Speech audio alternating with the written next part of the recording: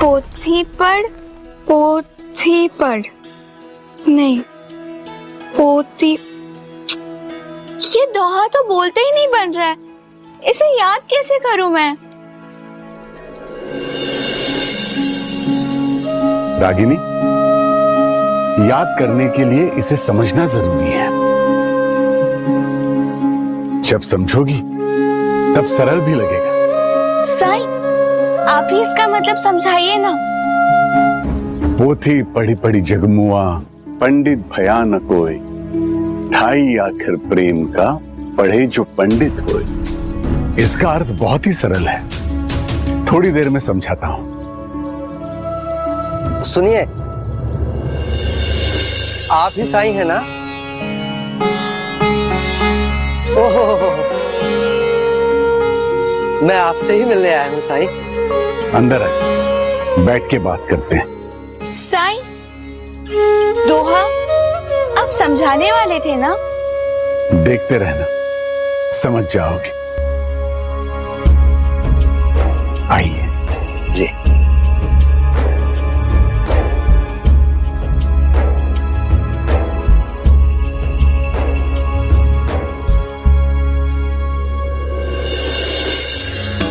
मैंने सारी जिंदगी ज्ञान ग्रहण करने में व्यतीत की है। आज की तारीख में मैं सर्वज्ञानी हूँ। मुझे चारों वेद, सारे उपनिषद कंठस्थ हैं। साथ में गणित, आयुर्वेद, कला, इन सब का भी संपूर्ण ज्ञान है।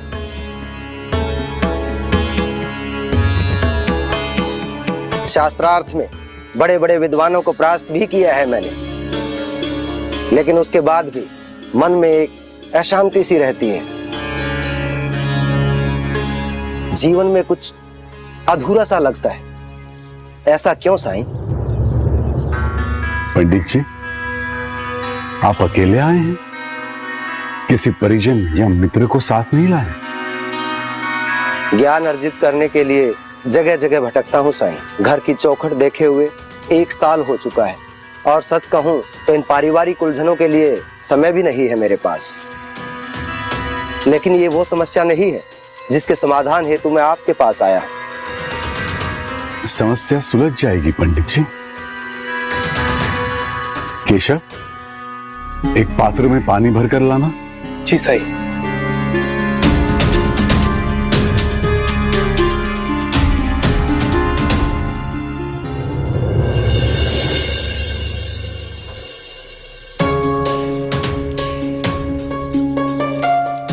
पंडित जी, वो सटका उठाकर ले आएंगे यहां?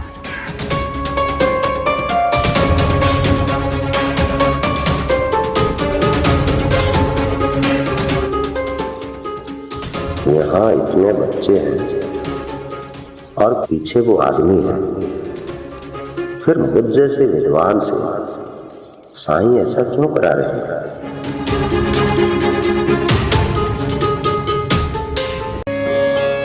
आओ विष्णु, थोड़ी देर बैठो, फिर तुमसे बात करता हूं। जी साईं।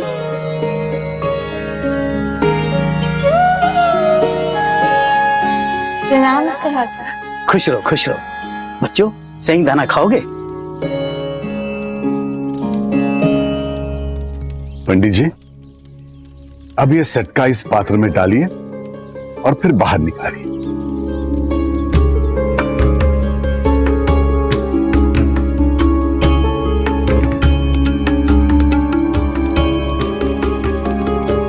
ऐसे नहीं पंडित जी, सटके के साथ पूरा पानी बाहर आना चाहिए।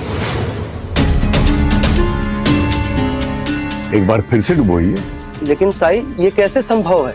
एक बार कोशिश तो कीजिए।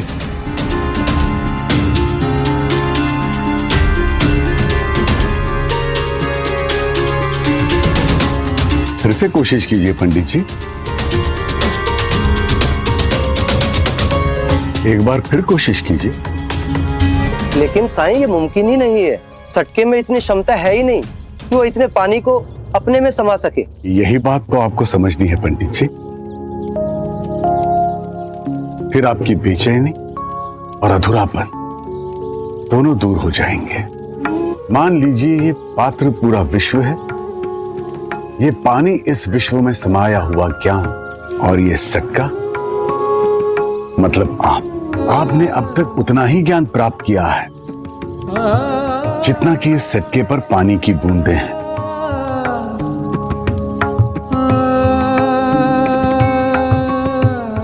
फिर भी आपको लग रहा है कि आपने दुनिया का सारा ज्ञान अर्जित कर लिया है। ये अहम और खुद को दूसरों से बड़ा समझने की भावना ही है जो आप में बेचैन और अधूरेपन का एहसास पैदा कर रही है। विष्णु जी साईं। यहां आओ। बैठो। जी। पंडित जी, ये विष्णु है। ये आपकी तरह पढ़ा लिखा नहीं है, मुश्किल से कुछ किताबें पढ़ी है इसने। इससे पूछिए कि क्या ये आपकी तरह बेचैन है? विष्णु जी। क्या तुम्हें अधूरापन महसूस होता है? बिल्कुल नहीं साईं। हाँ, जीवन में कुछ मुश्किलें आती हैं, कुछ चिंताएं भी हैं, लेकिन उन सब के बावजूद भी मैं खुश रहता हूँ, सुकून से सो पाता हूँ। लेकिन कैसे? क्योंकि पंडित जी, इसने अहम को छोड़कर अपनों को पढ़ा है। अक्षरों की जगह प्रेम का ज्ञान प्राप्त किया है।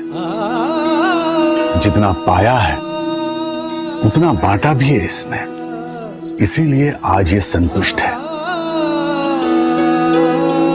पंडित जी, आपने अपने परिवार को समय नहीं दिया, समाज में किसी के साथ लेना देना नहीं रखा, इसीलिए आज आपको अकेलेपन की अनुभूति हो रही है। लेकिन अभी भी देर नहीं हुई है। घर जाइए और अध्यात्म के साथ साथ अपनी जिम्मेदारियां भी निभाइए। अहम को त्याग कर प्रेम को अपनाइए। अपना ज्ञान बांटिए, लेकिन अपनेपन से। राम जी आपकी सारी चिंताएं दूर कर देंगे। वो सब कम था आपके बारे में। इतनी सहजता से इतना बड़ा ज्ञान दे दिया आपने। जो बात इतने वेदों, इतने ग्रंथों का अध्ययन करके भी नहीं समझ पाया, वो आपने इतने कम शब्दों में समझा दिया। इतने सालों में पहली बार लग रहा है जैसे मैं ईश्वर को देख पा रहा हूं। हरि व्यापक सर्वत्र समाना, प्रेम ते प्रगट होई ही मैं जाना। भगवान सब जगह समान रूप से व्यापक है, लेकिन मैं यही जानता हूं कि जहां प्रेम है भगवान वहां प्रकट हो जाते हैं। पंडित जी, आप में प्रेम भाव जागा और भगवान ने दर्शन दे दिए। मैं सब समझ गया साईं। आपका बहुत बहुत धन्यवाद साईं। राम जी भला करें।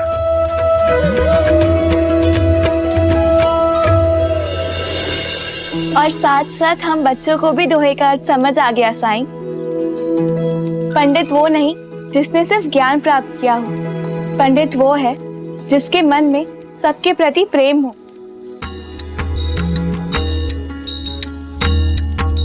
जिसने सच्चा ज्ञान पाया हो वही सबसे सच्चा प्रेम भी कर सकता है,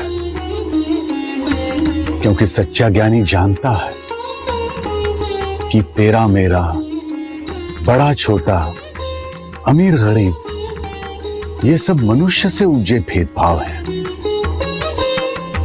असली ज्ञानी जानता है कि सब एक है, सब एक समान है, क्योंकि सब